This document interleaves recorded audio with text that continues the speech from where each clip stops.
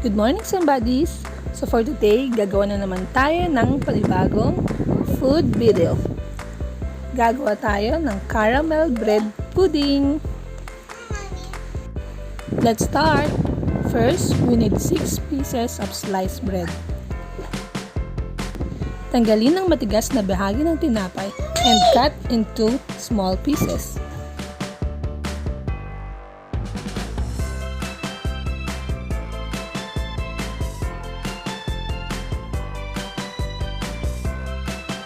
I-blender ang tinapay para maging clean.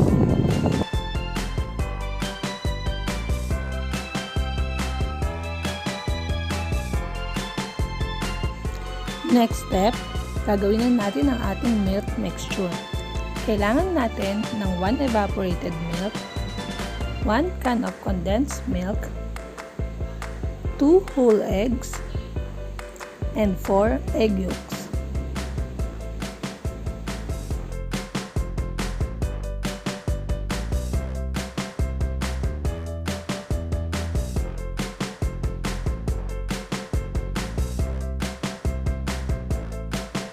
Ihalo na natin ang ating breadcrumbs o ang pinino nating tinapay kanina.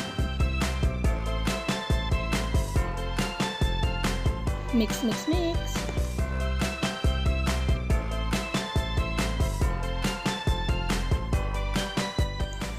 Maglagay ng 2 kutsara ng vanilla.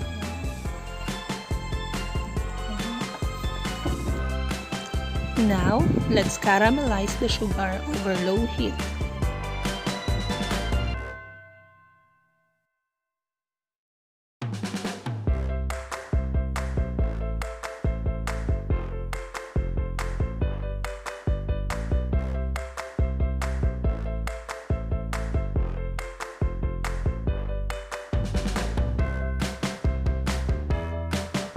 Ilagay ang milk mixture sa lanyera na may caramelized sugar.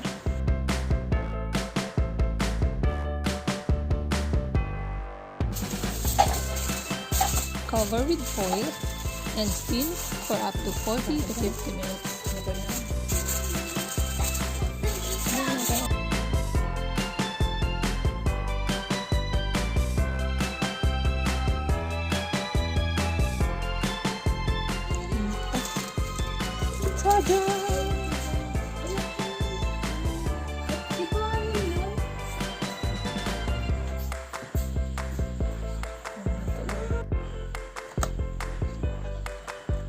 Palamigin ng bahagya ang bread pudding bago isalin.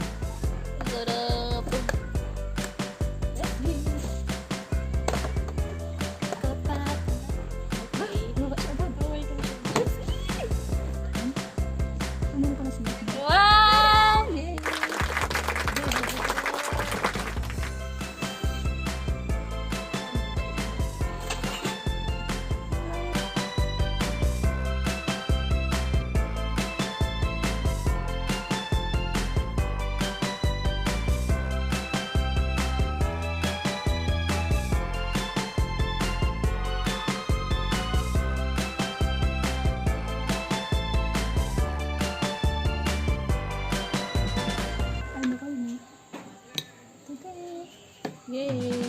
Yeah!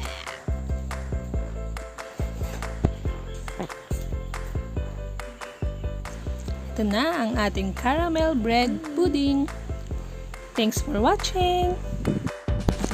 Kung nagustuhan nyo ang video ito, please don't forget to like, share, and subscribe. Thank you!